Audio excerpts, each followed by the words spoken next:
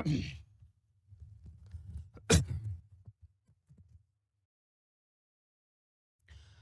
बच्चों, जय श्री कृष्णा। राधे राधे। कैसे हैं आप लोग? सब बढ़िया, शानदार, मस्त, जबरदस्त। हाय उत्कर्ष, ध्रुव, आशुतोष, आर्यन, योगेंद्र, अमन, समय। कुछ होमवर्क दिया था क्या भाई? Any homework? Any homework? कोई होमवर्क था क्या?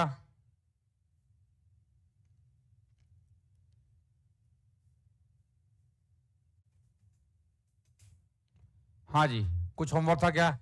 नो, ठीक है, चलिए। वर्बो 5 और 6। नहीं, होमवर्क क्या दिया था मैंने आपको?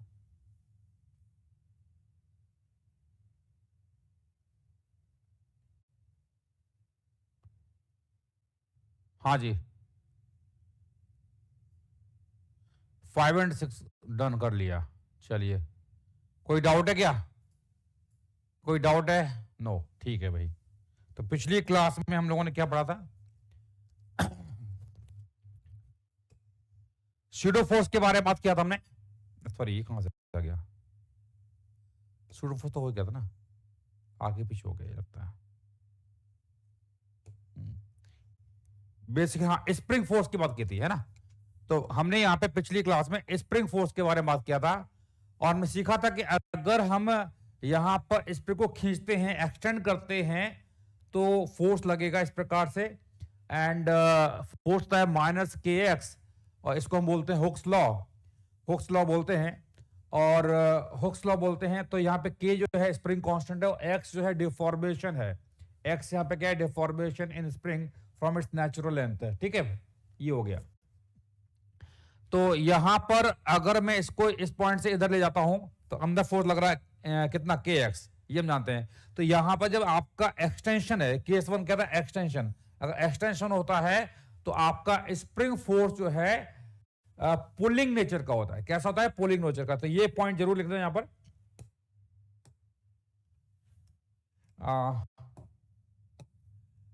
इन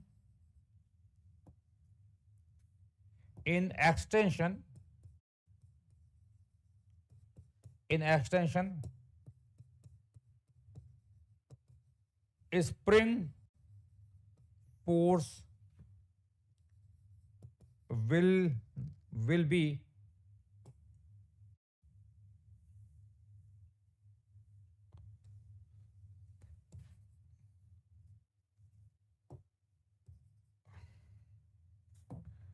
will be pulling in nature, है ना? तो ये आपका पुलिंग नेचर का फोर्स होगा।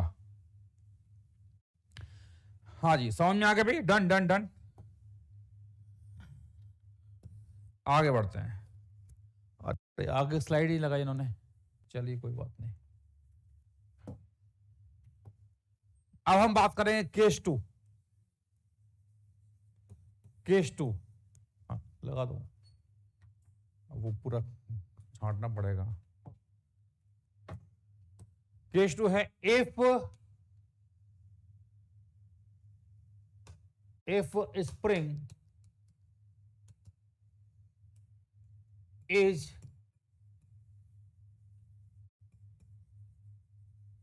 कंप्रेस्ड। स्प्रिंग को अगर हम कंप्रेस करते हैं तो क्या होगा? इधर देखिए सब लोग।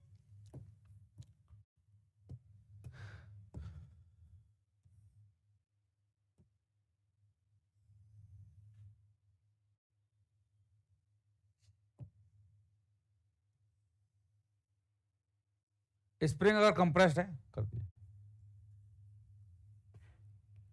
भाई। मुझे खुद नहीं मालूम लक्ष्य के कौन से बैच की बात कर रहे हो भैया। पढ़ाई कर लो, ज्यादा अच्छा रहेगा। जो मैं पढ़ा रहा हूं वो काम का है ना? फालतू के चक्कर में पढ़ोगे दिक्कत हो जाएगी। ठीक है लक्ष्य जी, है ना? बार बार स्पैमिंग करे जा रहे हो, है ना? पढ़ाई करना है तो पढ़ाई कर लो, नहीं तो चले जाओ यहां से, जहां जाना चले जाओ। डिस्टर्ब मत करो क्लास को।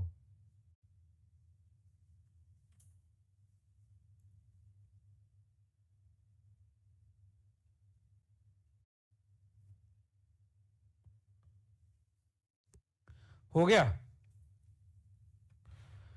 तो यहां पर हम बात कर रहे थे if spring is compress, spring को हम कंप्रेस करते हैं तो क्या होगा, यहां पर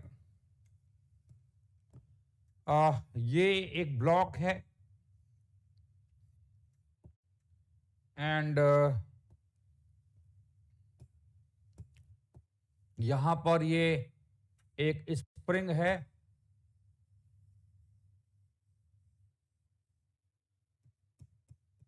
एंड स्प्रिंग अभी अपनी नेचुरल लेंथ में है, यानी कि अभी ये ना तो खिंची हुई है और ना ही कंप्रेस्ड है।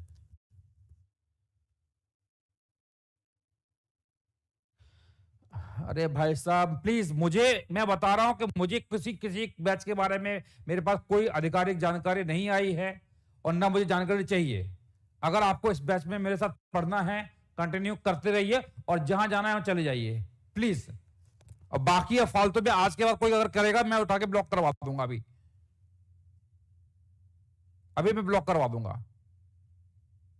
जो पढ़ा रहा हूं प्लीज उसको, जो रिदम है, फ्लो है, उसको खराब मत कीजिए।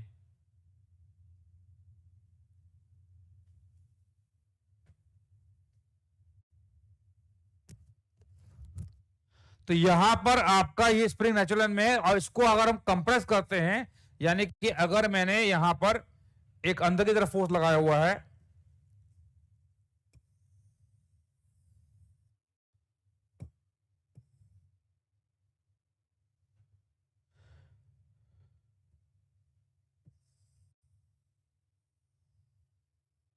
तो यहां पर अगर मैंने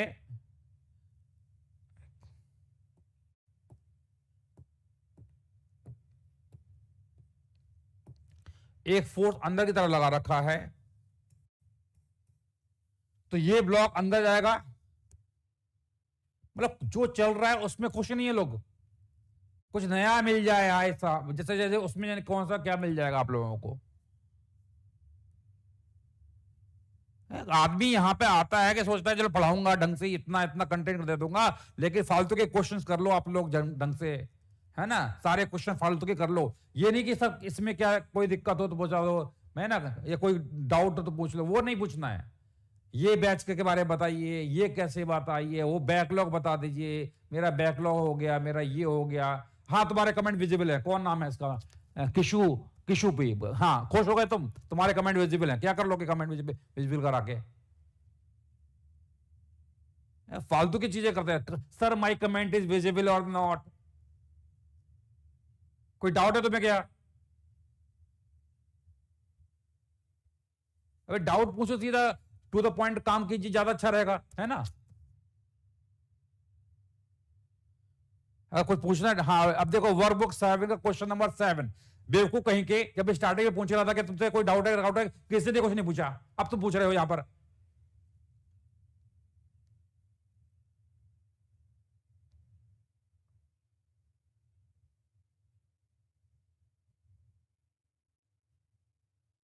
नहीं अगर यही करना है तो मैं अभी क्लास छोड़ता हूं भाई, मैं क्लास छोड़ दूंगा अभी, मुझे कोई शौक नहीं इस फालतू की चीजों का करने का।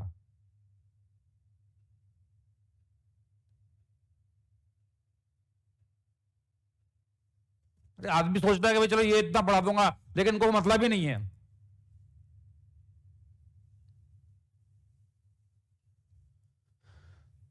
यहां पर ये स्प्रिंग है, ये ब्लॉक है, हमने फोर्स अंदर की तरफ लगा रखा है, तो फोर्स अंदर की तरफ लगा रखा है तो हम जानते हैं ये स्प्रिंग क्या होगा, कंप्रेस होगा, ऐसा कुछ हो जाएगा। ये फोर्स अंदर लगा रखा था, स्प्रिंग कंप्रेस होगा, तो ऐसा कुछ हो जाएगा,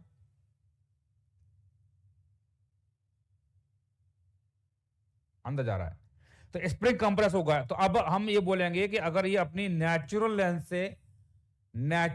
से अगर ये स्प्रिंग कंप्रेस हो चुका है बाय डिस्टेंस एक्स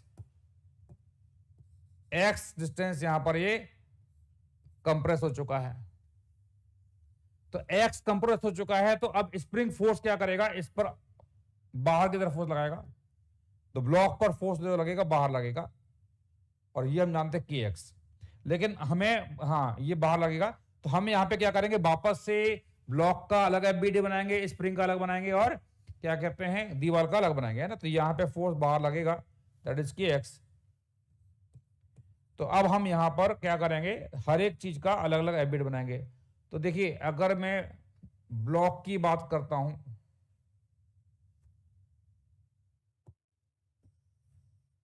तो ब्लॉक का अलग से अगर मैं एबिट बनाता हूं यहां पर,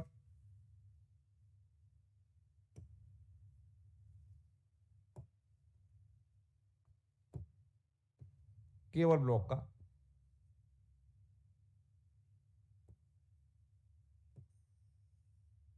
तो ब्लॉक का एबिट बनाएंगे तो ब्लॉक पर हम जानते हैं आगे स्प्रिंग फोर्स लगेगा, और यहां पर आपने एक एक्सटर्नल फोर्स लगा रखा था एफ, और स्प्रिंग फोर्स है के एक्स,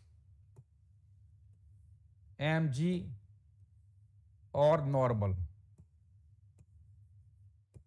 एम जी और ये नॉर्मल, ठीक है। ये हो गया, तो ये हमारा डायग्राम बन गया, है ना, ये हमारा डायग्राम बन चुका है।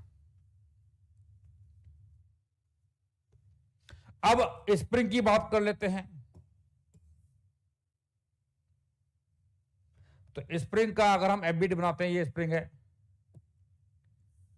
तो स्प्रिंग अगर हम एफबीडी बनाएंगे तो स्प्रिंग पर हम जानते हैं कि इस एंड पे फोर्स लगेगा और इस एंड पर फोर्स लगेगा, कुछ ऐसा एफबीडी बनेगा किसका, स्प्रिंग का। क्या ये बात समझ में आ रही है?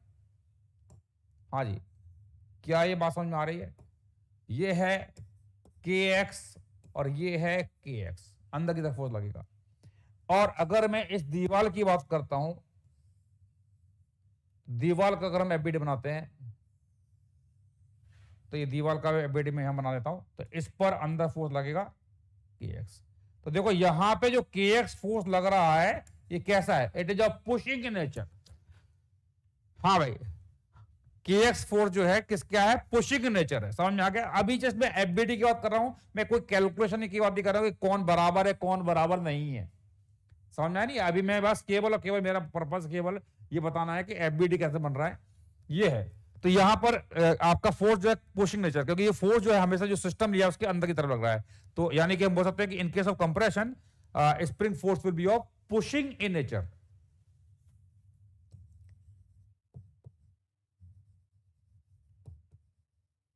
इन compression spring force will be pushing in nature। करिए फटाफट।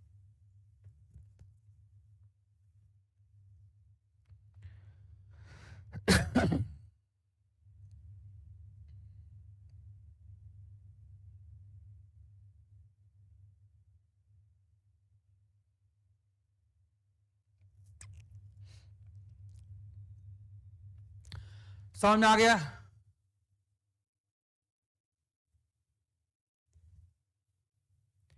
लिख लीजिए, ये पहली स्लाइड ये बेटा है ना, पहली स्लाइड है। देखिए सीधी बात ये है कि ये डायग्राम थोड़ा मैंने ऊपर नीचे बना दिया है। ये अगर मैं कहता हूं यहां पर ये एंड है मान लो ए और ये एंड है बी, तो स्प्रिंग के एंड ए ने, स्प्रिंग के एंड ए ने ब्लॉक पर फोर्स लगाया आगे, तो इस एंड ए पर ब्लॉक फोर्स का लगाएगा पीछे। समझ में आ गया? ऐसे ही यहां पर स्प्रिंग कंप्रेस होगी तो स्प्रिंग का ये एंड बी दीवार पे फोर्स लगाएगा पीछे, पीछे, तो दीवार क्या करेगी, इस एंड बी पे लगाएगा आगे, खत्म। समझ में आ गया? एल नोट यहां पे नेचुरल लेंथ है, ठीक है ओम, समझ में आ गया? This point is clear. तो यहां पर ये हमने कर लिया, तो ये इस प्रकार से हमने यहां पे बात कर लिया, इन compression spring force will be pushing in nature. ठीक है, चलिए बढ़िया बात है। तो बेसिकली आपको ये चेक करना है कि स्प्रिंग जो की लेंथ है वो नेचुरल लेंथ से ज्यादा है या नेचुरल लेंथ से कम है, बस इतना देख लेना है। तो अगर नेचुरल लेंथ से ज्यादा है तो वो एक्सटेंडेड होगी, तो फोर्स लगेगा पुलिंग नेचर वाला, और अगर नेचुरल लेंथ से कम है लेंथ तो हमारा फोर्स जो है पुशिंग नेचर का लगेगा। ये आपको ध्यान रखना है, ठीक है। चलिए अब एक क्वेश्चन यहां करेंगे, सिंपल सा क्वेश्चन है ये।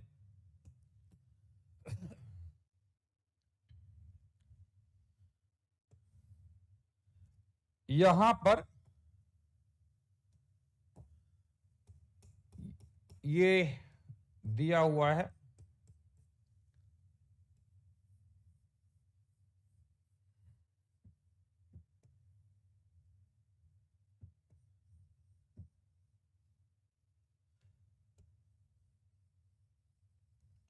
हाँ ये दो स्प्रिंग हैं, इसका स्प्रिंग कांस्टेंट है K1, इसका K2 है, और स्टार्टिंग में ये अपनी अपनी नेचुरल लेंथ में है, ये L0 लेंथ है इसकी नेचुरल लेंथ, और इसकी भी लेंथ जो है नेचुरल लेंथ L0 ही है, दोनों की लेंथ सेम ही है, L0 इसकी नेचुरल लेंथ है। अब इस यहां पर एक पार्टिकल है, इस पार्टिकल का मास m है, पार्टिकल का मास m है, और इस पार्टिकल का मास m है, और अगर मैं इस पार्टिकल को धीरे धीरे ले छोड़ता हूं, इसको इक्विलिब्रियम पे लाने की कोशिश करता हूं, तो बताओ ये पार्टिकल का मास m है, ये पार्टिकल कहां जाएगा, ऊपर जाएगा नीचे जाएगा?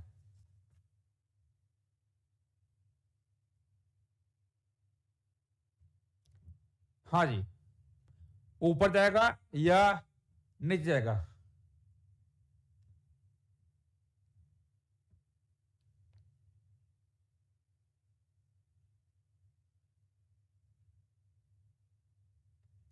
नीचे जाएगा, क्यों?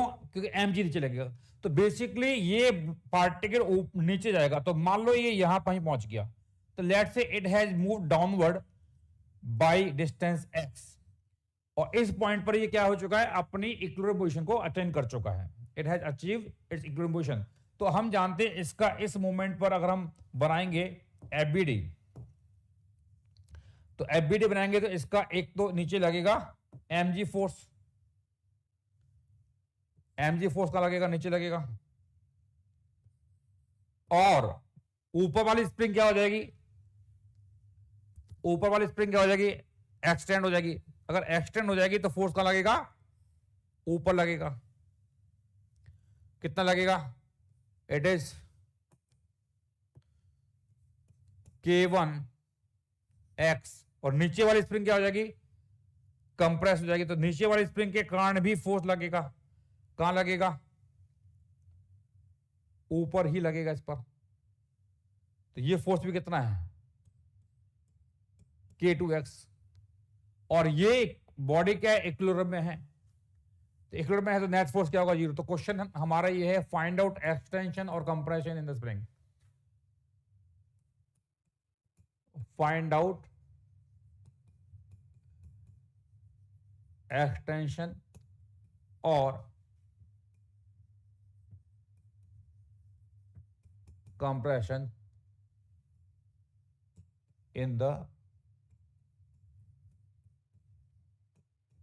स्प्रिंग, फाइंड आउट एक्सटेंशन और कंप्रेशन इन द स्प्रिंग, ठीक है।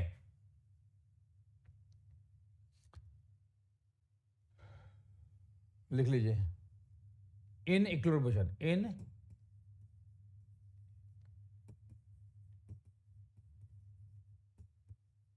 इक्विलिब्रियम पोजीशन, तो जब ये इक्विलिब्रियम पोजीशन में होगा तब आपको एक्सटेंशन या कंप्रेशन निकालना है, करिए।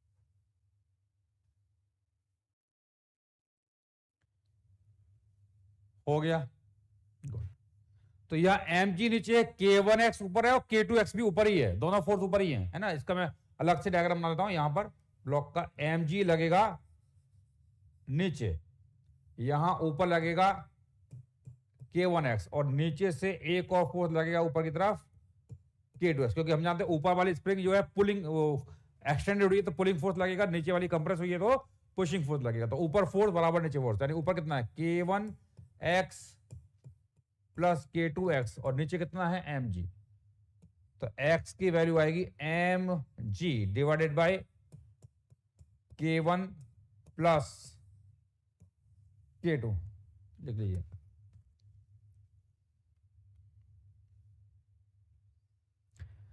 समझ में आया भाई?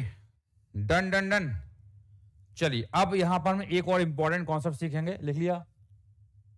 हो गया, गुड।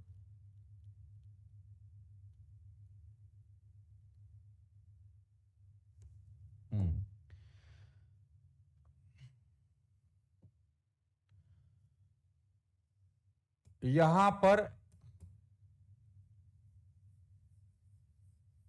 ये एक स्प्रिंग है, ये एक ब्लॉक लटका हुआ है, फिर यहां एक धागा है, फिर एक ब्लॉक है, और फिर यहां पर एक और स्प्रिंग है, फिर एक और ब्लॉक है। इसका मास m है, इसका मास 2m है, इसका मास 3m है। इसका मास m, इसका मास 2m, इसका मास 3m। ये है मान लो ब्लॉक A, ये है ब्लॉक B, और ये है ब्लॉक C। सिस्टम इक्विलिब्रियम में है, तो you have to find force in each string and spring. Spring और स्ट्रिंग में कितना कितना फोर्स होगा वो निकालना है। लिख लीजिए, system is in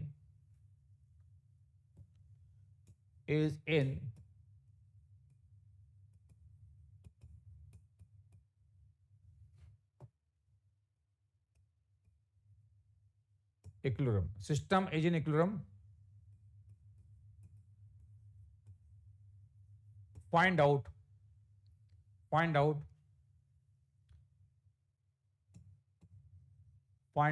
tension in each spring and string. Her spring और हर स्ट्रिंग में टेंशन फोर्स निकालना आपको। क्या बात है, आगे आंसर, गुड। बाकी लोग निकालिए।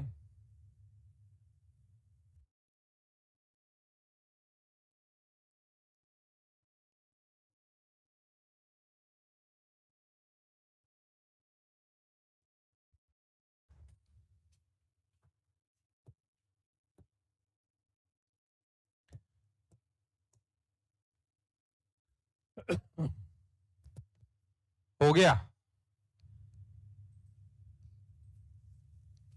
तो कैसे करेंगे यहां पर? सारा खेल एफबीडी का ही है, तो यहां हम जानते हैं इसका एफबीडी बनाएंगे ब्लॉक ए का, तो नीचे लगेगा mg फोर्स।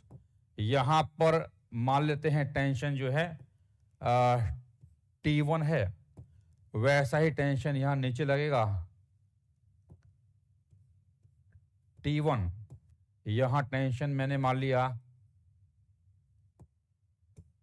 T2, तो वही टेंशन यहां लगेगा T2, और यहां टेंशन मैंने मान लिया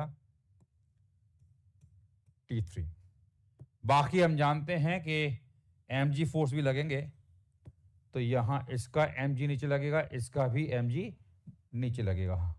तो ये मास कितना है 2m, तो 2mg नीचे लगेगा, और यहां लगेगा 3mg। तो आप सिस्टम लेते जाइए, सॉल्व करते जाइए, है ना, इजी क्वेश्चन है।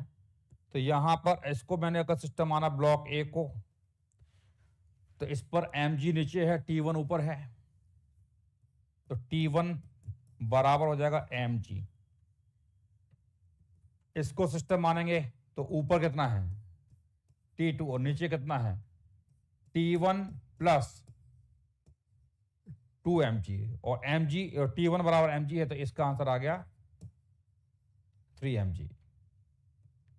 और इसको अगर सिस्टम माना तो ऊपर फोर्स कितना है T3, और नीचे कितना है 3mg प्लस T2, तो ये आ गया। T2 की रखेंगे वैल्यू तो 6mg। हाँ भाई, कोई दिक्कत तो नहीं इसमें, कोई दिक्कत तो नहीं है, फर्स्ट पार्ट आ गया, गुड। समझ में आ गया भाई? इसमें कोई दिक्कत नहीं। तो टेंशन फोर्स हमने निकाली है हर एक स्प्रिंग में एंड स्ट्रिंग में, कोई बात नहीं। अब इसमें एक इंपॉर्टेंट कॉन्सेप्ट सीखेंगे।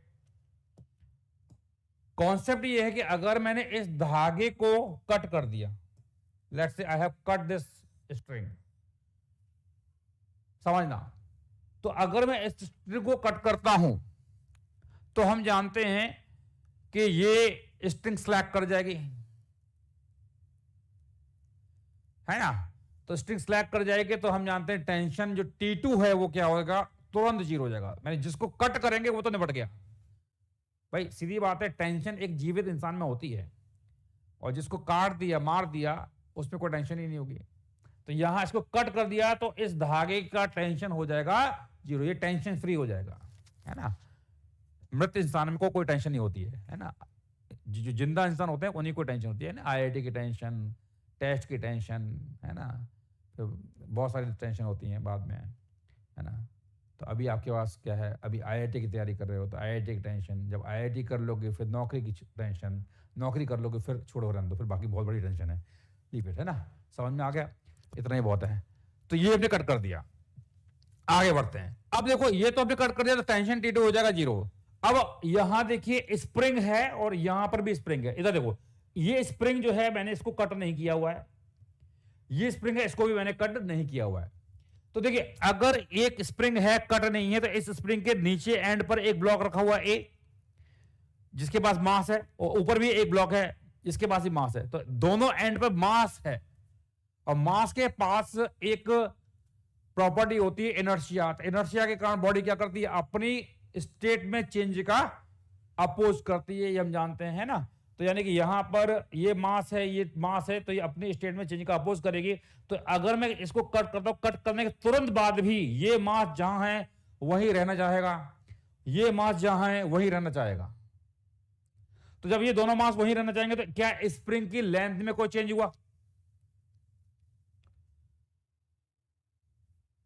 क्या स्प्रिंग की लेंथ में कोई चेंज हुआ? हाँ जी, क्या स्प्रिंग लेंथ में? नो, कोई चेंज नहीं हुआ। गुड, अच्छी बात है, कोई चेंज नहीं हुआ। तो स्प्रिंग की लेंथ में चेंज होता है, स्प्रिंग फोर्स जो T1 है वो चेंज होगा? क्या बात है, नहीं, है ना। समझ आ गया। तो यानी इसमें टेंशन चेंज नहीं होगा। तो खास बात ये है कि याद रखना है कि किसी अगर स्प्रिंग, किसी स्प्रिंग के दोनों एंड पर अगर कोई मास जुड़े हुए हैं, दोनों एंड पर, एक एंड पर नहीं, दोनों पे, दोनों पे अगर मास जुड़े हुए हैं तो इनर्शिया के कारण हम जानते हैं उस स्प्रिंग का एक्सटेंशन या कंप्रेशन तुरंत चेंज नहीं होता है। और जब एक्सटेंशन कंप्रेशन तुरंत चेंज नहीं होता है तो हम बोलेंगे कि यहां पर स्प्रिंग फोर्स भी तुरंत चेंज नहीं होगा।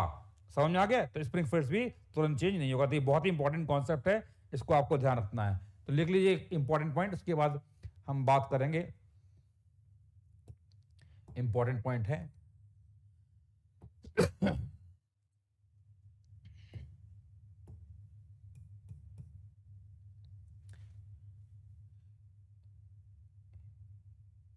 if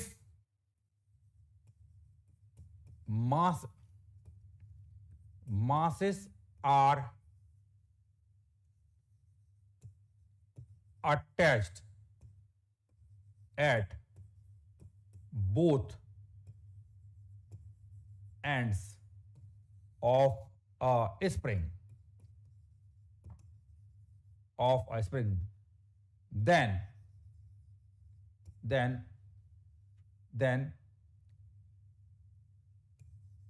due to inertia of masses,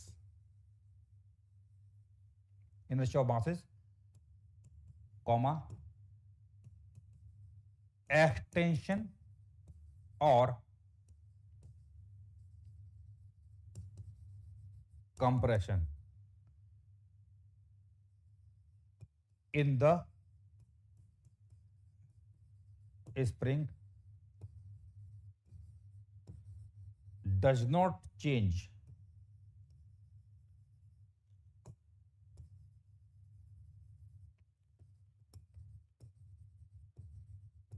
immediately, तुरंत चेंज नहीं होता है। और अगर ये चेंज नहीं होगा तो हमारा टेंशन फोर्स भी सेम नहीं होगा। हेंस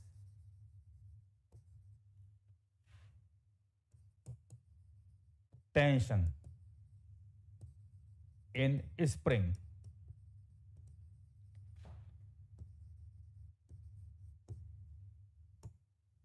does not change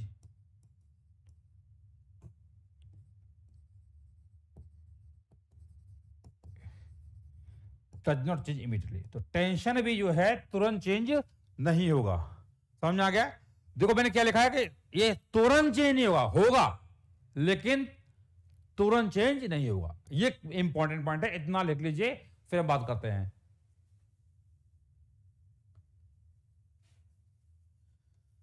तो अब इसका नेक्स्ट पार्ट लगेंगे। पहला पार्ट तो ये होगा, पहला नेक्स्ट पार्ट क्या है? अगर मैंने इस धागे को कट कर दिया है, इस दिस स्ट्रिंग इज कट, तो कट करने के तुरंत बाद, कट करने के तुरंत बाद मुझे इन तीनों ब्लॉक का एक्सेलरेशन निकालना है। तो देखो बहुत सिंपल कॉन्सेप्ट है, इसको हम सिंपल रखेंगे। तो आपको करना क्या है, जैसे ही कट करेंगे, कट करने के बाद तीनों ब्लॉक का बढ़िया बढ़िया बनाना है एफबीडी, बढ़िया बढ़िया एफबीडी बनाना है। और एफबीडी बना के आपको क्या करना है, न्यूटन सेकंड लॉ लगा देना है। तो इसका सेकंड पार्ट लिख लीजिए। सेकंड पार्ट है, if the string is cut then just after the cut, find out acceleration of each block। Her block का आपको एक्सेलरेशन निकालना है।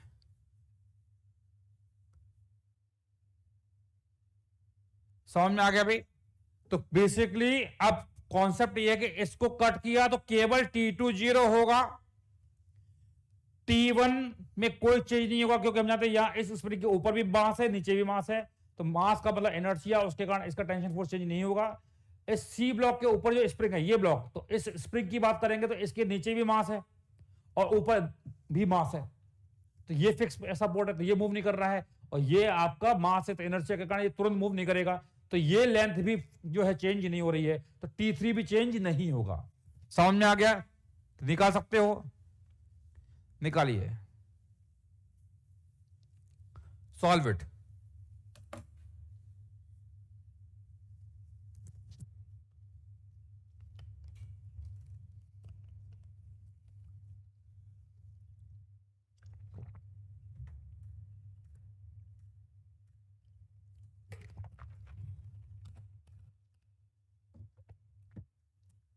So you just have to draw FBD just after the string is cut। तो cut करने के बाद आप FBD बनाओगे तो ये T2 तो उड़ जाएगा, बाकी फोर जो एज इट इज रहेंगे। तो बेसिकली अगर आप FBD बनाते हो तो यहां पर वी हैव एक ब्लॉक है, ये A है, B है, ये ब्लॉक है, नीचे वाला ब्लॉक ये A है, ये A है, ये B है और ये C है।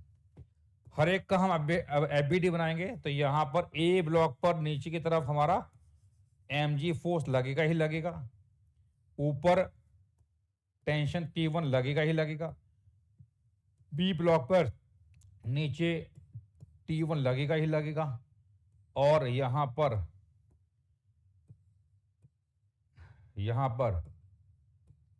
2mg लगेगा ही लगेगा, और यहां पर ऊपर जो है टेंशन नहीं लगेगा, है ना, यहां टेंशन नहीं लगेगा, है ना, ऊपर T2 गायब हो जाएगा, ये लगेगा। इसका FBD बनाएंगे तो यहां ऊपर और यहां नीचे, तो ऊपर लगेगा T3 और यहां लगेगा इसका वेट 3mg। खत्म, ये FBD बना लिया। समझ आया? पहला काम क्या है, FBD।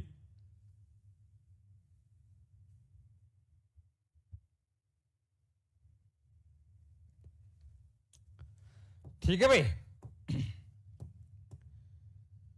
तो यहां पर T1 की वैल्यू कितनी थी, इट वाज mg, तो T1 mg। तो ये A की बात करेंगे तो उस पर ऊपर mg लग रहा है, नीचे भी mg लग रहा है, तो एक्सप्रेशन इसका कितना आएगा, 0।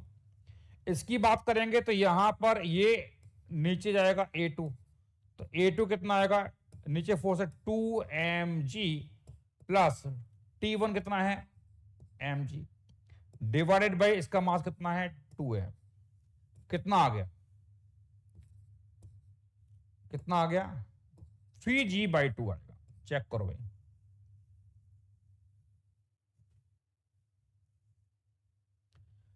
हाँ जी, अब इधर आइए, T3 कितना है 6 mg और ये जा रहा है ऊपर A3 से, तो क्या लिखोगे 6 mg माइनस 3 mg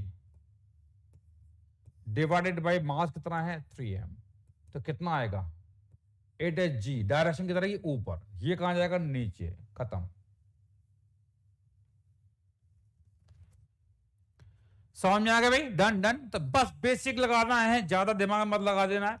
तो जस्ट आफ्टर द कट हम जानते हैं कि स्प्रिंग के अगर दोनों एंड पर ब्लॉक जुड़े हुए हैं, मास जुड़ा हुआ है, तो स्प्रिंग का टेंशन फोर्स जो होगा चेंज नहीं होगा। बाकी धागा कट कर दिया तो वो निपट जाएगा। समझ में आ गया भाई, दिस पॉइंट इज क्लियर और नॉट? डन डन डन, समझ में आ गया। चलिए अब आगे बढ़ते हैं। अब इसका थर्ड पार्ट,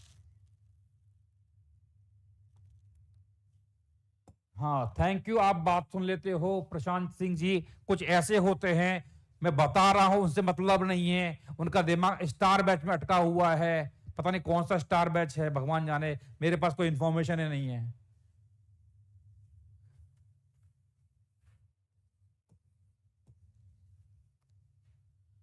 ना। Third,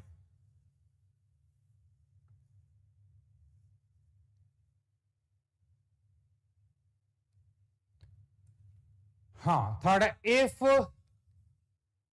the lower spring is cut then just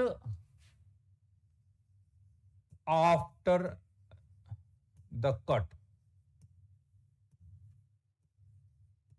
find out acceleration of each block। इधर देखिए, अगर मैं अब क्या कर रहा हूं, इधर नीचे वाले स्प्रिंग को कट करता हूं, इसको कट कर दिया, तो देखो अगर मैं इस स्प्रिंग को कट ही कर दूंगा, परफेक्ट, T1 क्या हो जाएगा, जीरो हो जाएगा, T1 क्या हो जाएगा, जीरो हो जाएगा। समझ में आ गया, और T1 जीरो हो जाएगा। लेकिन ध्यान रखना, ये धागा है, ये स्प्रिंग नहीं है, धागा है स्प्रिंग नहीं है। धागे में टेंशन फोर्स तुरंत चेंज हो सकता है, इसके साथ ऐसी कोई बनाही नहीं, कोई बंदिश नहीं है। तो यहां पे धागे में ध्यान रखना, टेंशन फोर्स जो होता है वो सेल्फ एडजस्टिंग नेचर का होता है, वो तुरंत चेंज हो जाएगा। तो यहां इसको कट करेंगे, लिखा है लोअर स्प्रिंग इज कट, इसको कट किया तो T1 तो जीरो हो जाएगा। लेकिन जो धागा है इसका टेंशन हमें मालूम है तुरंत चेंज हो चुका है, तो अब ये T2 तो नहीं रहेगा, कुछ और ही हो जाएगा, कुछ और ही हो जाएगा। तो यहां पे मैं कुछ मान लेता हूं, मैं T मान लेता हूं।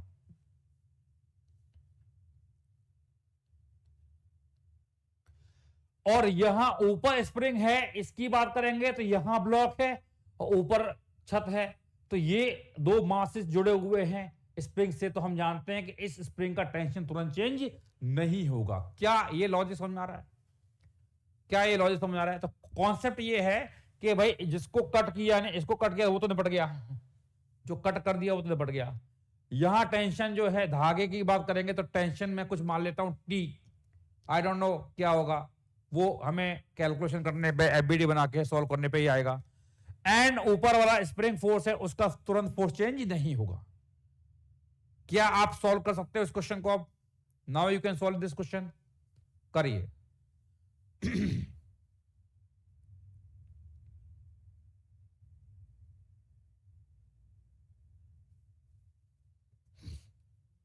बेटा kx फोर्स को ही T1 बराबर kx बोल दो, बट मैंने k दिया ही नहीं है, k की जरूरत नहीं है, क्योंकि T1 की वैल्यू mg के बराबर आ गई है। हाँ, अगर मैं पूछता इस में एक्सटेंशन कितना है, तो मैं इसका k भी देता, तो आप x निकालते। तो x निकालने के लिए आपको kx लगाना पड़ेगा, वो पूछा नहीं मैंने आपसे। चलिए भाई निकालिए फटाफट, करिए भाई, जस्ट बेसिक करना है, just draw FBD apply Newton second law, that's it.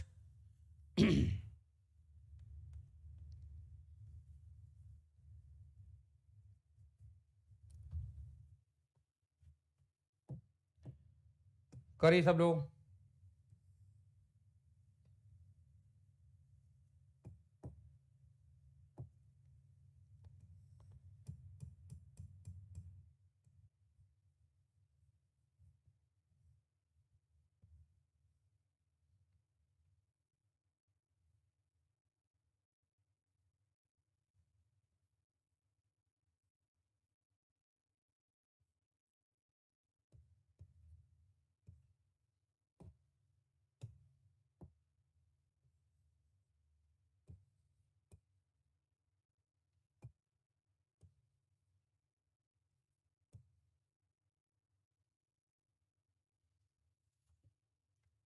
बन गया सबका आंसर? आ गया?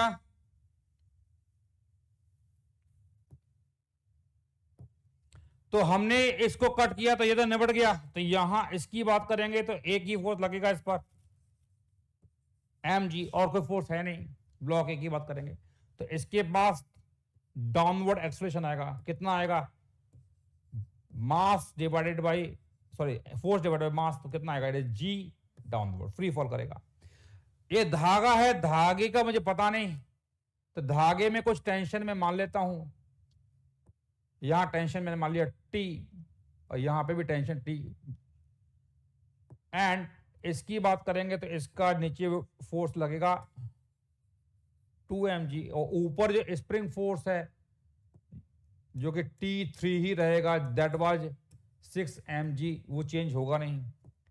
और यहां पर इसका भी वेट लगेगा 3mg। ये मैंने एफबीडी बना ली है, किसके? बी और सी के। अब बताइए, ऊपर है 6mg, अगर मैं पूरे को सिस्टम मानता हूं, अगर मैं इस पूरे को सिस्टम मानता हूं, तो ऊपर है 6mg, नीचे कितना है? 2mg और 3mg।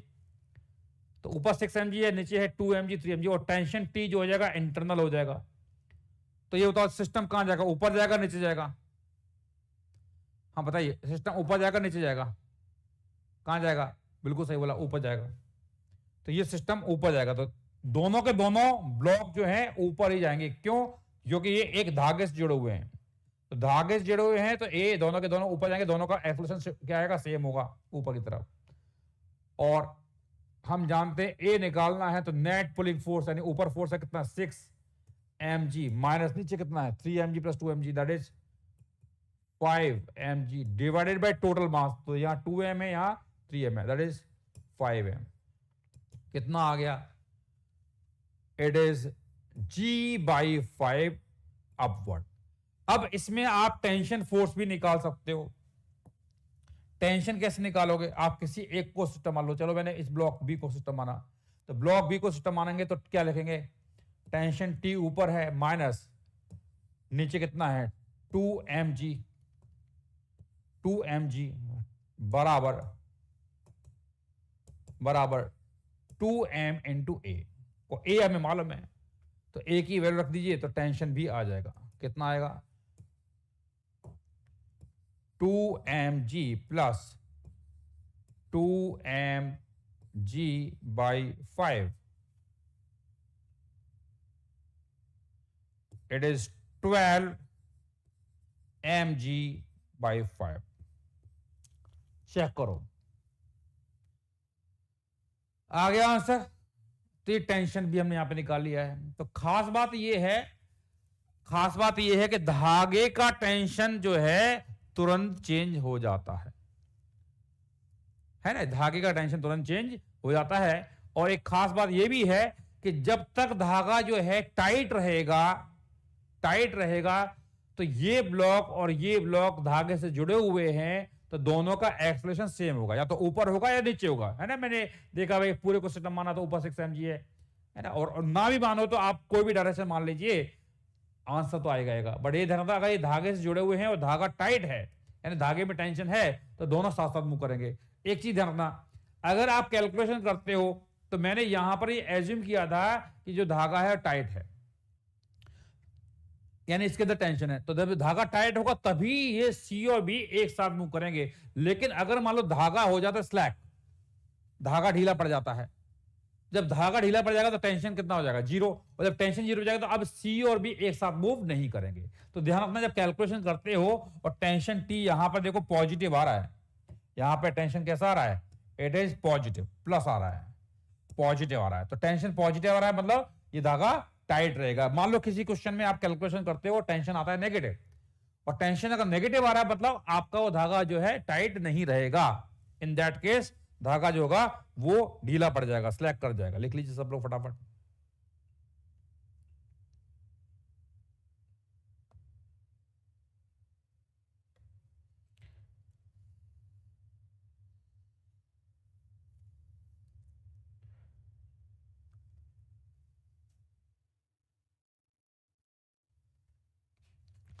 एज लॉन्ग एज जो धागा है टाइट है तो स्प्रिंग कांस्टेंट हम पढ़ेंगे अभी। ये तो कॉमन सेंस वाली बात है कि अगर धागा टाइट रहता है तो ब्लॉक सी ऊपर जाएगा तो ब्लॉक बी भी ऊपर ही जाएगा, है ना। इसमें कोई लंबे चौड़े कॉन्सेप्ट नहीं है, एक कॉमन सेंस है जो कि होना बहुत जरूरी है। समझ में आया भाई? डन, लिख लिया, कोई दिक्कत परेशानी? चलिए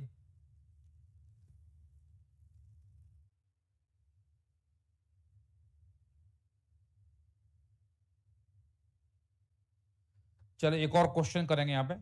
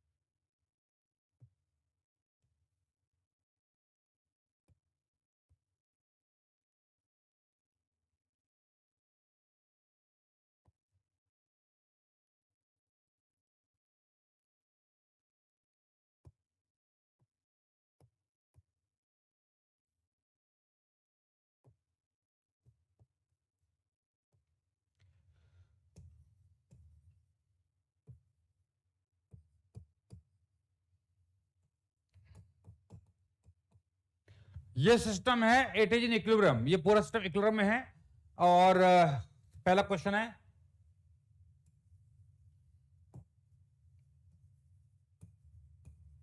whole system is in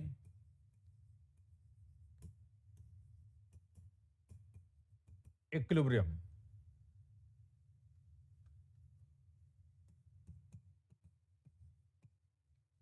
find out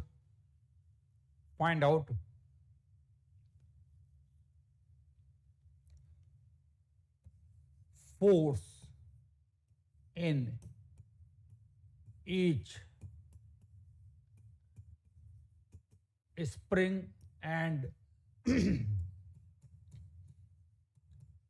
string।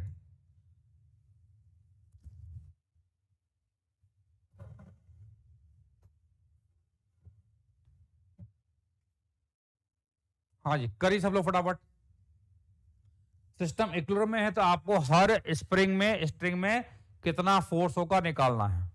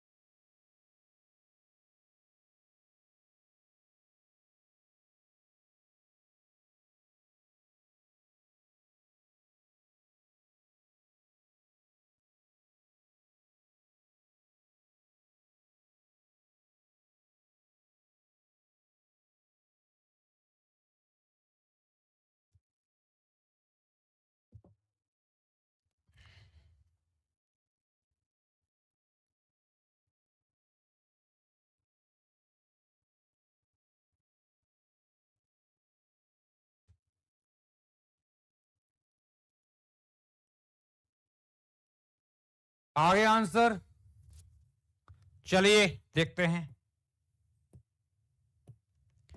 तो देखिए अगर हम एफबीडी बनाएंगे तो यहां इसका वेट नीचे लगेगा,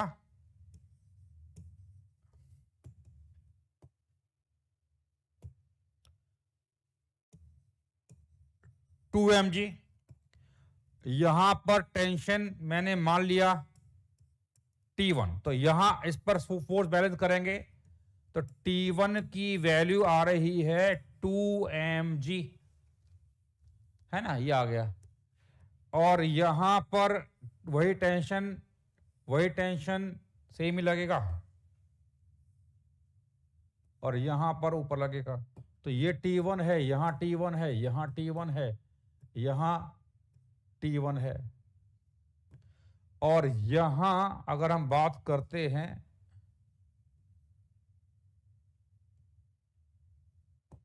यहां मान लेते हैं T2, तो यहां T2, इसका वेट नीचे लगेगा, ये mg। तो इस पर फोर्स बैलेंस करेंगे तो T1 ऊपर है 2 mg, तो ऊपर है ना, ऐसे कर लेते हैं, पहले वैल्यू रख देते सीधा। तो ऊपर फोर्स T1 है, तो अगर मैं मान लो ये ब्लॉक ए है, ये ब्लॉक बी है, ये ब्लॉक सी मान लेते हैं फॉर एग्जांपल। तो ब्लॉक बी की बात करेंगे तो T1 फोर्स ऊपर है और नीचे कितना है, mg है, और साथ में कौन है, T2 है। तो T1 हमारे पास है 2 mg, और तो यहां से सॉल्व करोगे तो T2 कितना आएगा, इट इज mg। अब हम बात करेंगे नीचे वाला ब्लॉक, तो यहां इसका वेट नीचे लगेगा 4 mg, और ऊपर है T2, और यहां नीचे मैंने टेंशन मान लिया T3, ठीक है, कितना मान लिया, T3 मान लिया। तो यहां पर ऊपर कितना है, टेंशन है T2, और नीचे कितना है 4 mg प्लस T3, और T2 कितना है mg, तो कितना आएगा T3, तो T3 आ रहा है -3 mg। माइनस का मतलब क्या हुआ, ये जो नीचे वाले स्प्रिंग है वो एक्सटेंडेड नहीं है, वो कंप्रेस्ड है। कैसा है, कंप्रेस्ड है। यानी जो डायग्राम बनाया हुआ है, इसमें मुझे ये जो है इसकी डायरेक्शन को चेंज करना पड़ेगा। तो ये फोर्स जो लगेगा ऊपर लगेगा, ना कि नीचे, T3। समझ में आ गया भाई, कि स्प्रिंग में फोर्स जो है वो अपनी डायरेक्शन चेंज कर सकता है, धागे में नहीं कर सकता है। तो T3 ऊपर लगेगा, समझ में आ गया। तो इस प्रकार से हमने निकाल दिया, तो T3 की डायरेक्शन ऊपर है, समझ में आ गया। अब ये परफेक्ट हमारा डायग्राम बन चुका है, गुड, अच्छी बात है, शानदार बात है। अब देखिए, अब मैं यहां बोल रहा हूं, मैंने ये स्ट्रिंग कट कर दी, ये वाली धागा कट कर दिया। तो इसको कट कर दे, कट करने के बाद आपको क्या करना है, तीनों ब्लॉक का एक्सप्लोरेशन निकालना है। तो सेकंड पार्ट है, if the string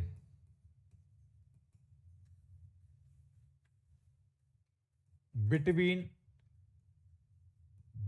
block A and pulley is cut, then just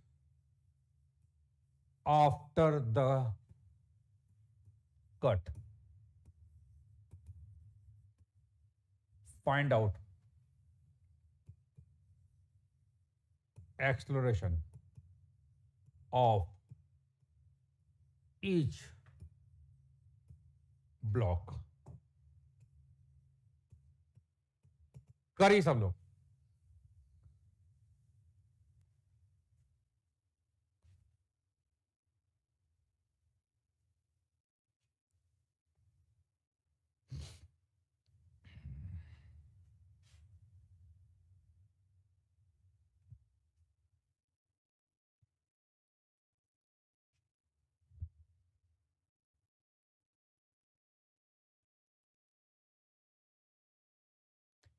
निकालिए सब लोग।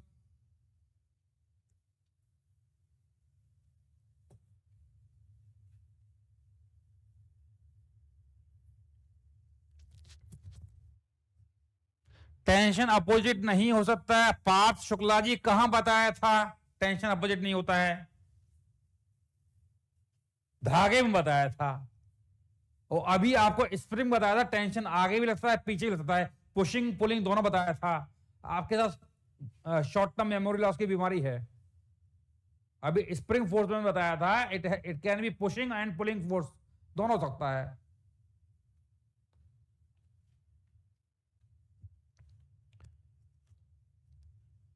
हो गया भाई, डायग्राम सामने ही है।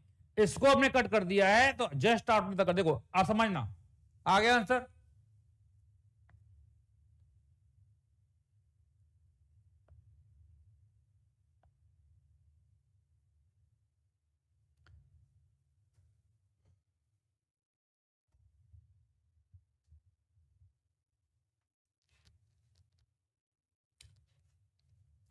तो यहां पर इसको कट किया, तो कट किया यानी T1 तो हो जाएगा कितना, 0। तो ये T1 यहां 0, यहां 0, यहां 0, यानी इस पूरे पार्ट में हम जानते हैं कट करने के बाद कोई टेंशन नहीं रहेगा, कोई टेंशन नहीं रहेगा, यानी इस पूरे पार्ट में नहीं रहेगा। क्यों?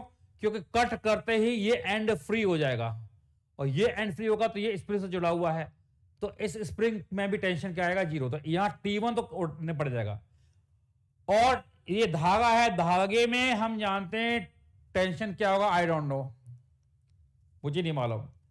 और स्प्रिंग ये है, स्प्रिंग की बात करें तो ऊपर ब्लॉक है, नीचे जमीन है, तो ऊपर और नीचे मास जुड़ा हुआ है, तो इसका टेंशन जो T3 है कंप्रेसिव नेचर का है, that is 3 mg, वो तुरंत चेंज नहीं होगा।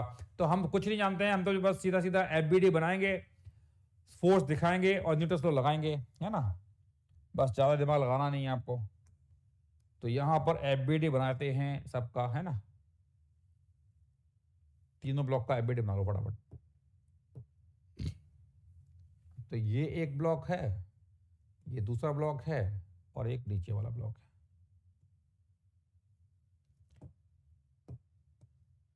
तो इसका FBD बनाएंगे, इसका मास है 2m, तो 2mg नीचे जाएगा, तो इसके पास डाउनवर्ड एक्सप्लोरेशन A1 है। मान लिया ना भाई, ऊपर टेंशन तो हट जाएगा। ये कौन सा ब्लॉक था हमारा, ए ब्लॉक है, ब्लॉक ए। तो ए नीचे फोर्स है 2mg डिवाइड बाय मास कितना है इसका, 2m है, तो आंसर आएगा इसका g डाउनवर्ड, है ना, तो इसका एक्सप्रेशन आएगा g। अब देखो यहां पर ये जो ब्लॉक हैं ये एक धागे से जुड़े हुए हैं, तो धागे से जुड़े हुए हैं तो इसका ऊपर तो टेंशन नहीं होगा, नहीं, यहां नीचे लगेगा कितना, mg, और यहां पर इसका भी mg कितना है, 4mg है। एंड यहां पर स्प्रिंग के कारण कंप्रेसिव फोर्स था, तो ऊपर फोर्स लगेगा, दैट वाज कितना, T3, T3 ऊपर है। और यहां धागे में कुछ मैं टेंशन मान लेता हूं T। अब देखो, अगर ये धागा टाइट रहता है तो ये ब्लॉक और ये ब्लॉक एक साथ चलेंगे। अगर धागा टाइट रहता है तो ये ब्लॉक क्या होगा, एक साथ चलेंगे। तो यानी कि ये नीचे जाएगा तो ये भी नीचे जाएगा, क्योंकि धागे से जुड़े हुए हैं।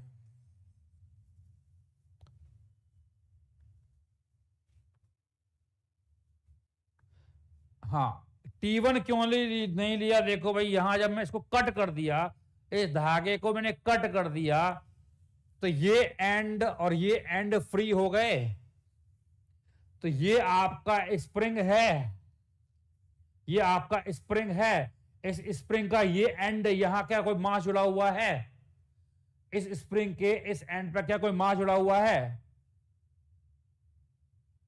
नहीं है ना, यहां मास है दोनों एंड पे भाई, तो ये मास तो रुकना चाहेगा, बट ये पॉइंट है, इसके बाद कोई मास नहीं है, तुरंत उछल जाएगा, ऊपर जाएगा, तो उछलते ही टेंशन क्या हो जाएगा, जीरो हो जाएगा। समझ में आ गया ना? तो यहां पर ये मैंने ये कर लिया, तो अगर ये दोनों ए डाउनवर्ड है, तो अगर मैं इसको सिस्टम मानो, ये आपका बी है और ये सी है, तो अगर ए निकालोगे, यानी इसको मैं A2 बोल देता हूं, चलो ए ही बोल देता हूं, ए ही बोल देता हूं, तो ए निकालेंगे, तो ए निकालेंगे कैसे निकालेंगे, नीचे फोर्स mg और यहाँ 4mg, कितना आया 5mg डिवाइडेड बाय, यहां मास 4m है, इसका मास कितना m है 5m। ओके, पक्का ऐसे है, मास कितना दिया था m एंड 4m, तो 4mg mg,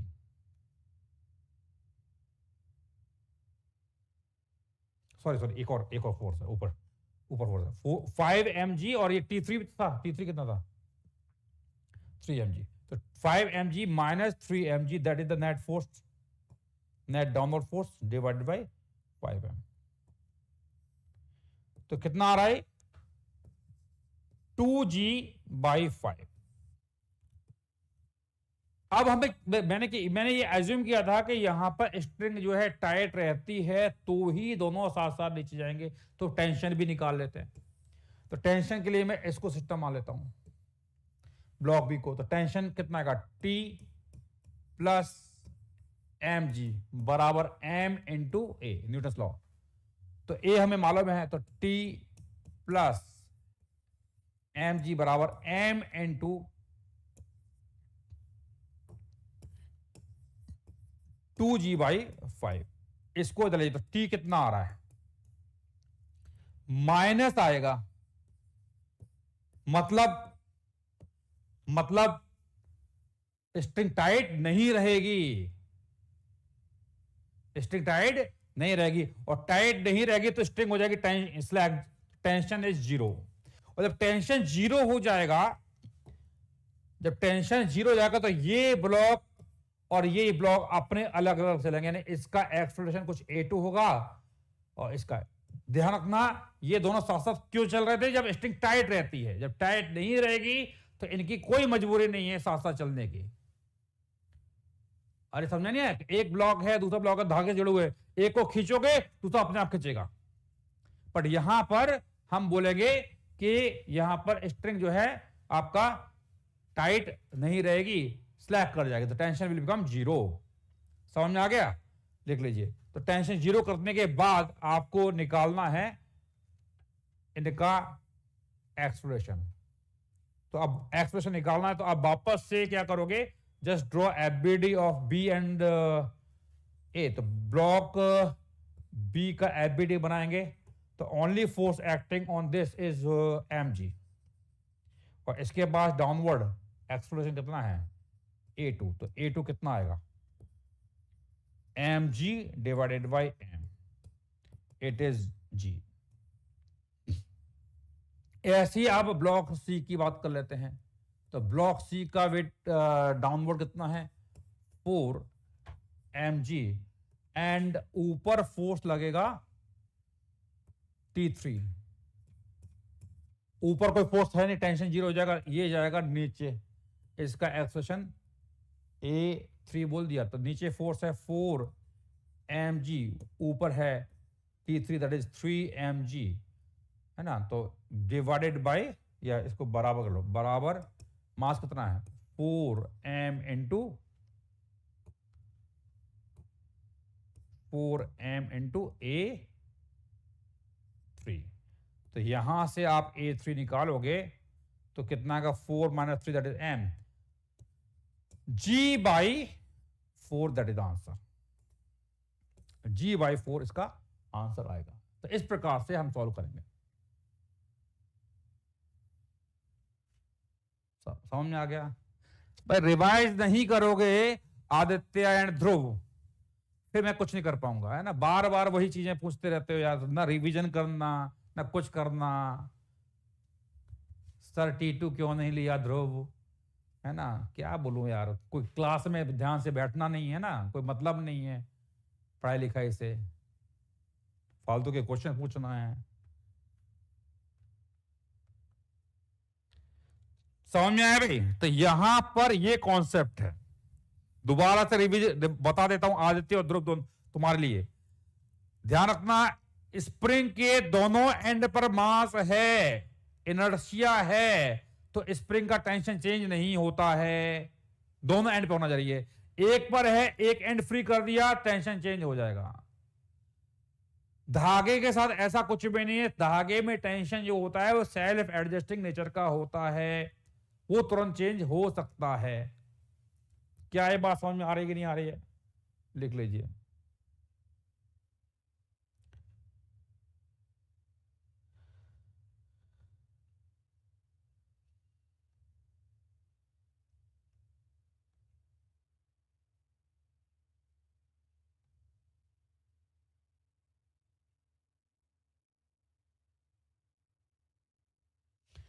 हाँ जी, अब हम बात करेंगे, अगर एक स्प्रिंग है, स्प्रिंग को हम कट कर देते हैं, तो कट पार्ट का स्प्रिंग कांस्टेंट क्या होता है?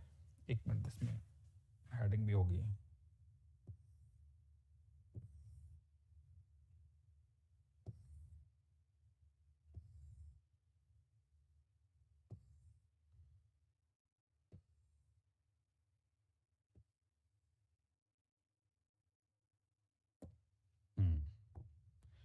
Spring constant of the cut part of the spring. देखिए, अगर मेरे पास ये कोई स्प्रिंग है, समझना, और इसका स्प्रिंग कांस्टेंट के है, इसकी नेचुरल लेंथ एल नॉट है, तो अगर इसको मैं कट करता हूं, लेट से मैंने इस प्रकार से कट किया, तो ये लेट से 3 पार्ट में मैंने इसको कट कर दिया।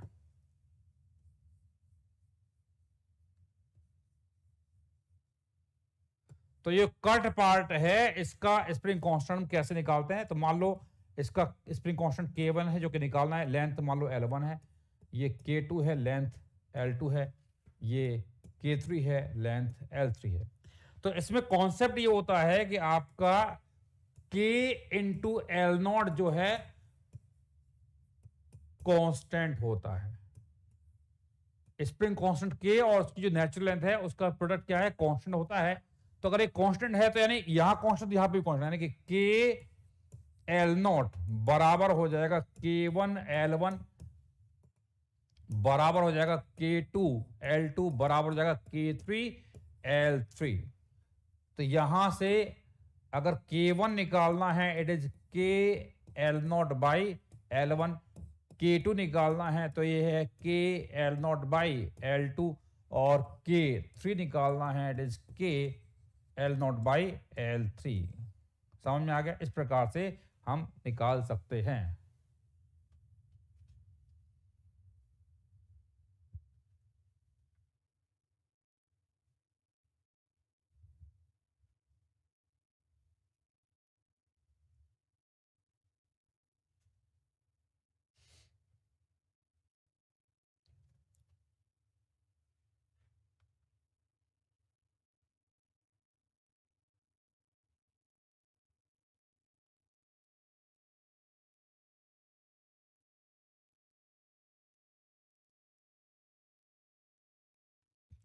समझ में आ गया भाई? Done done done. ये बेटा रिजल्ट है Rehan, K into L not constant होता है ना, ये रिजल्ट है ना। तो बस इतना याद रखना है, हमें तो बस IIT निकालना है, कोई रिसर्च करनी तो है नहीं। आपको PhD करना है तो बताइए, है ना, आप क्या चाहोगे? 5-6 महीने बचे हुए हैं, आज का जुलाई चल रहा है, अगस्त सितंबर अक्टूबर नवंबर दिसंबर, 5 महीने ही हैं। 5 महीने में क्या चाहते हो? रिसर्च करना चाहते हो या पढ़ा केवल IIT निकालना चाहते हो? है ना, तब बस IIT निकालना है तो बस उतना काम करेंगे जितना रिक्वायर्ड है ना। रिसर्च करना है तो बताइए, 5 साल का प्रोग्राम कर लेते हैं, आराम से रिसर्च करते रहेंगे, एक एक क्वेश्चन पर हम तो लगा देंगे 10-10 घंटे, क्या दिक्कत है ना। बट यहाँ पे उतना समय आपके पास होना चाहिए। मेरे पास तो समय है बट आपके पास समय नहीं होगा, है ना, इसलिए बेटर है कि मैं उतना ही पढ़ाऊँ जो आपके लिए काम का है। ठीक है, तो ये हमने कर लिया, स्प्रिंग कांस्टेंट के बारे में बात कर लिया। चलिए, तो होमवर्क मैंने आपको दिया था वर्कबुक का, कौन कौन सी वर्कबुक थी बताइए?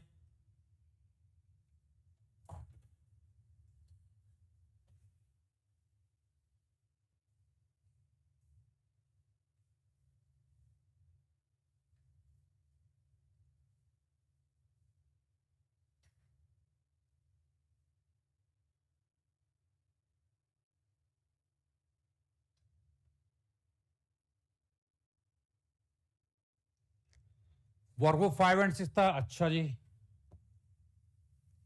तो वर्कबुक 5 निकाल लीजिए सब लोग।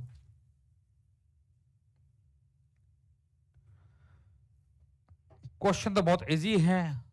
वर्कबुक 5 में कोई डाउट है किसी को?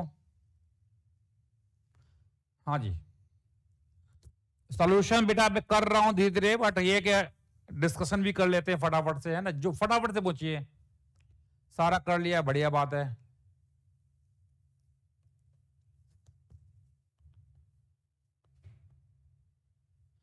हाँ, वर्कबुक 5 में क्वेश्चन नंबर 7। चलिए 7 क्या है भैया? एलिवेटर है, एक्सप्रेशन दिया, मास ऑफ द ब्लॉक दिया है, force exerted by block A on block B. यानी आपको ए और बी के बीच का क्या निकालना है? नॉर्मल निकालना है ना? और आपको नॉर्मल निकालना है तो आप ब्लॉक ए का बनाइए F B D. Block A का बनाइए एफ बी डी। तो इसका वेट नीचे लगेगा एम जी, ऊपर लगेगा नॉर्मल। जा कहां रहा है? नीचे। Apply Newton's law. कर लोगे? क्वेश्चन नंबर कौन सा है? 5वां क्वेश्चन देख लेते हैं। The ratio of weight of man in stationary lift and in lift accelerating downward with an uniform acceleration is 3/2। देखो स्टेशनरी लिफ्ट में हमारा वेट जो होता है normal, it is your M G, N1 बोल देते हैं। और अगर लिफ्ट जो है नीचे जा रही है, लिफ्ट में अगर आप लिफ्ट में हो and lift is going downward with acceleration a, तो हम जानते हैं आपका एम जी फोर्स नीचे लगेगा, यहां पर नॉर्मल ऊपर लगेगा। लिफ्ट के फ्रेम में जाएंगे तो ऊपर एक सूडो फोर्स लगा दीजिए एम ए, और ये लिफ्ट के फ्रेम में हमें कैसा दिखाई देगा? रेस्ट पर। तो नॉर्मल उसको N2 बोल देते हैं ना, नॉर्मल को मैंने N2 बोल दिया। तो N2 ऊपर है तो N2 प्लस एम ए ऊपर है, बराबर क्या आएगा? M G. तो N2 की वैल्यू होगी M G minus M A. तो क्या लिखा हुआ है? रेशियो है 3:2। क्या लिखा हुआ है? तो यानी N1 by N2 it is 3/2। तो कितना आएगा? M G divided by M G minus M A. तो एम से एम उड़ गया, सॉल्व कर लेना फटाफट से। ठीक है, 5 हो गया। क्वेश्चन नंबर 4 भी डिमांड में है, 4 देख लेते हैं। अरे भाई 4 में क्या दिक्कत आ रही है? Net find that what the expression of the system moving, net pulling force निकाल लीजिए। इतने घटिया घटिया क्वेश्चन पूछोगे, सपने हैं आईआईटी जाने के। चलो भाई हम बता देंगे हमें क्या दिक्कत है। ये लो, यहां पे दे दिया, यहां है 3 kg, तो यहां लगेगा 3g, यहां लगेगा 1g। ये 3g बड़ा है तो ये नीचे जाएगा, ये ऊपर जाएगा। तो एक्सलेशन हम जानते हैं क्या होता है? Net pulling force 3g minus 1g divide by total mass 1 plus 3, और ये कितना है? 6। तो 1 प्लस 3 प्लस 6।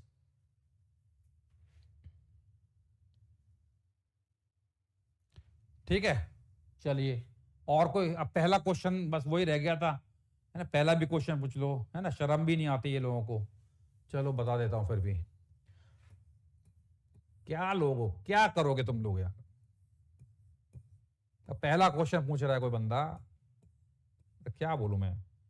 क्या लगा? इक्वल वेट है ऑफ मास, तो इसका मास 2 kg यानी 2g, यहां पर भी 2g, यहां पर भी 2g। निकालना क्या है? Tension in the string connecting B and C. तो बी और सी के बीच में, तो देखो यहाँ 2g 2g, यहाँ 2g, तो ये जाएगा नीचे, ये जाएगा ऊपर। तो ए निकालते हैं। ए होता है नेट पुलिंग फोर्स, तो 2g 2g 4g, और पीछे कितना है? 2g divided by total mass 2 2 2 6।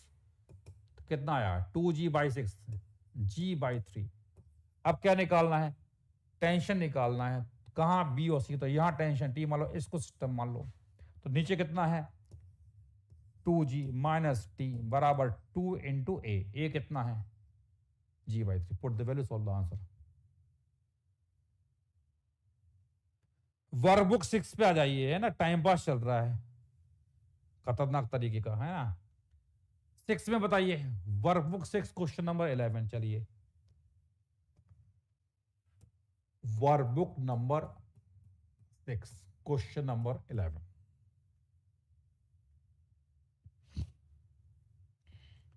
Eleven का box of mass m is attach to the ideal spring and system rise in the vertical plane as shown. Initially the support plane is placed so that spring में, ठीक है भाई।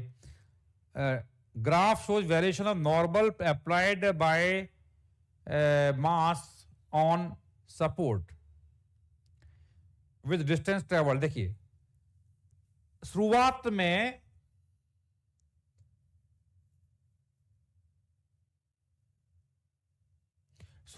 बोल रहा है spring जो है अपनी नेचुरल लेंथ में है, समझना क्या है नेचुरल में, ये अपनी नेचुरल लेंथ में है और मैंने यहां पे एक सपोर्ट लगा दिया। तो सपोर्ट लगाएंगे तो अभी mg फोर्स नीचे लगेगा सपोर्ट के कारण, एक नॉर्मल भी ऊपर लगेगा। तो अभी स्टार्टिंग में तो n और mg बैलेंस हो जाएंगे कि स्प्रिंग अपनी नेचुरल में है तो कोई फोर्स लगेगा नहीं। अब जैसे जैसे नीचे जाएंगे तो अब स्प्रिंग खिंच जाएगी, तो स्प्रिंग के कारण भी फोर्स लगेगा ऊपर kx। तो अब दोबारा से करेंगे तो देखिए n तो ऊपर है ही, तो n ऊपर है, kx भी ऊपर है, बराबर mg। तो n की वैल्यू कितनी आएगी, mg माइनस kx। तो n वर्सेस x करो, बताइए कैसा होगा, स्ट्रेट लाइन होगा, स्लोप क्या होगी, नेगेटिव होगा। तो C the answer, only answer is सी।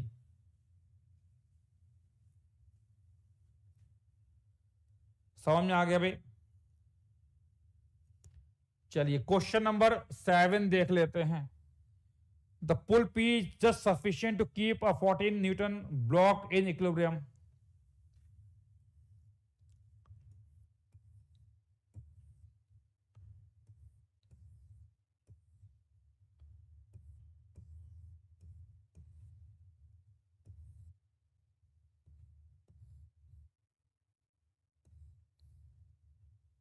तो यहां पे फोर्स लगा रखा है P, तो यानी यहां फोर्स P है तो इधर भी P, इधर भी P, ऊपर P, P तो यहां कितना 2P, यहां कितना 2P, यहां कितना 2P, यहां कितना 4P, यहां कितना 4P, यहां कितना 4P, तो यहां कितना 4P, यहां कितना 2P और नीचे कितना mg। तो लिखा हुआ है इक्विलिब्रियम में है, मास कितना दिया है, find tension in the upper cable. अच्छा अपर केबल पे, तो यहां टेंशन निकालना है तो कितना आएगा 8P हो जाएगा। कितना हो जाएगा 8P हो जाएगा। तो लिखा है pull P just sufficient to keep the 14 newton block in equilibrium. तो ये हमारा ब्लॉक जो है mg कितना है 14 न्यूटन है। तो इस पर फोर्स बैलेंस कर दो क्योंकि इक्विलिब्रियम में लिखा हुआ है।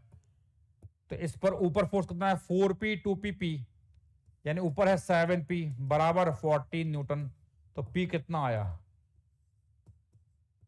2 न्यूटन आ गया और P की वैल्यू रखोगे तो यहां ये आएगा 16 न्यूटन। संडे को काइनेमेटिक्स का आपका एक्सरसाइज 1 और 2 जो था उसका डिस्कशन है, साथ में एनएलएम कंटिन्यू रहेगा। एनएलएम की एक्स्ट्रा क्लास भी है संडे को, है ना, संडे को आपकी एनएलएम की एक्स्ट्रा क्लास भी है, तो आपकी 2 क्लास हो जाएंगी, ठीक है। क्वेश्चन नंबर 10 देख लेते हैं।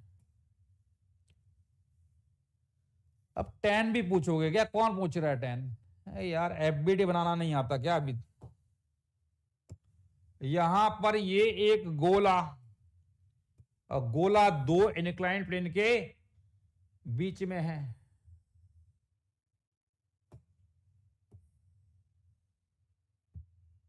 ऐसा कुछ है,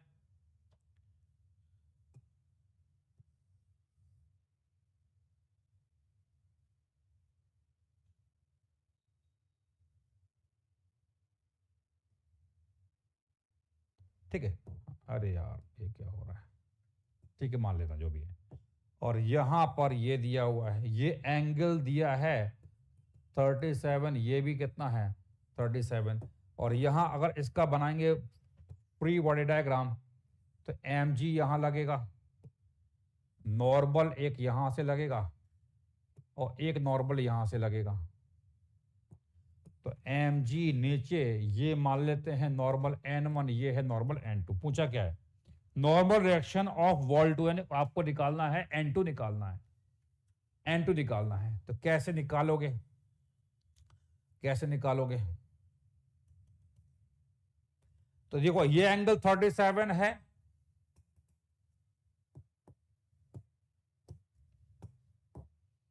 एक मैंने वर्टिकल लाइन यहां ड्रॉ कर देता हूं, ये 37 है, तो ये 37, तो ये 37, ये 90 माइनस 37, ये 30, तो ये एंगल आएगा 37। ठीक है, ये पूरा एंगल कितना है, डबल 37 इंटू 37 कितना हुआ, जो भी है देख लेना। और ये एंगल हमारा 90 डिग्री है, ये पूरा है कितना 74 ना, 70, ये पूरा एंगल है 74 डिग्री, तो ये 74 है, तो 74 है और हमारा ये इस प्रकार से जा रहा है। तो यहां पर अगर मैं ये पूरा 74 है, यहां पर एक वर्टिकल लाइन ड्रॉ कर देता हूं इस प्रकार से। तो ये एंगल 74 है, तो ये होगा 90 माइनस 74, तो ये एंगल कितना होगा, ये होगा हमारा 74। तो ये एंगल 74 है, तो ये पूरा एंगल भी 74 डिग्री होगा, चेक कर लेना भाई। ठीक है, तो ये पूरा एंगल 74 है। अब बाकी तो आप बहुत इजी है, लामीज लगा दो। तो एम जी और इसके अपोजिट है ये पूरा एंगल, एक मिनट, और ये 74 है और हमारा क्या कहते हैं, ये 74, तो ये एंगल कितना आएगा, ये आएगा 180 माइनस 74, और ये पूरा एंगल निकालेंगे तो 180 माइनस 74 प्लस 37, तो ये पूरा ये वाला एंगल कितना आएगा, इट इज 180 माइनस 37। तो M G divided by sine 180 minus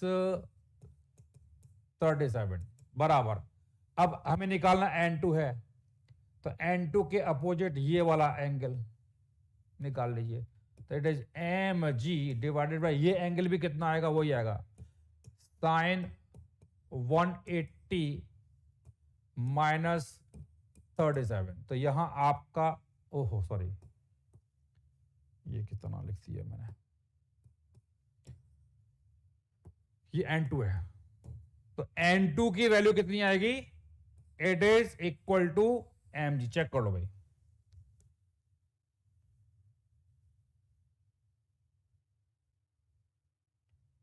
समझ में आ गया भाई, ये है। चलिए क्वेश्चन नंबर 13 देख लेते हैं भैया। अरे ये तो मैं बिल्कुल नहीं बताऊंगा, क्लास में बता चुका हूं ऐसे क्वेश्चंस, टेंशन निकालना है सिस्टम पूरा, चलो बता ही देता हूं।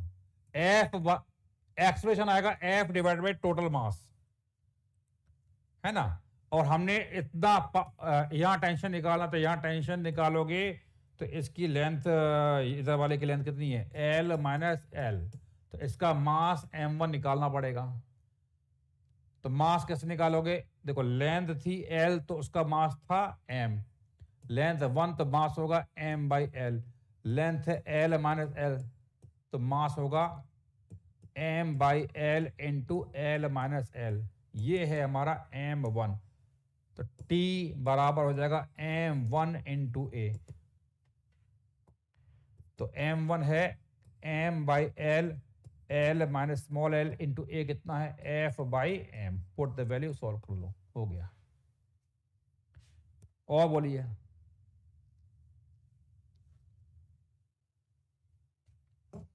क्वेश्चन नंबर 8 भी देख लेते हैं, क्या है भाई 8 में क्या है, with what force should the man pull the rope down to remain equilibrium? Equilibrium में रहना है।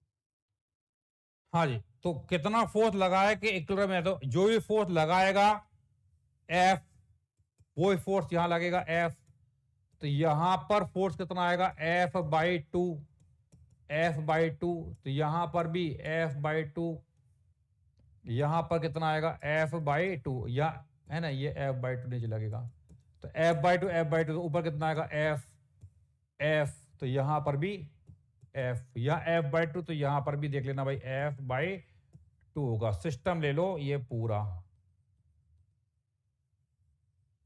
तो इस पर्सन को और इसको ले, पर्सन का मास कितना दिया है, mass of man end plate, तो इसका मास है 60, तो 60g नीचे लगेगा, इसका भी नीचे लगेगा 60g, तो ऊपर कितना F/2, F/2 F, है ना। देखो ये फोर्स F ऊपर है, ये भी ऊपर है, ये भी ऊपर है, ये भी ऊपर है, तो कितने ऊपर है F plus F/2 plus F plus F/2, और नीचे कितना 60 यानी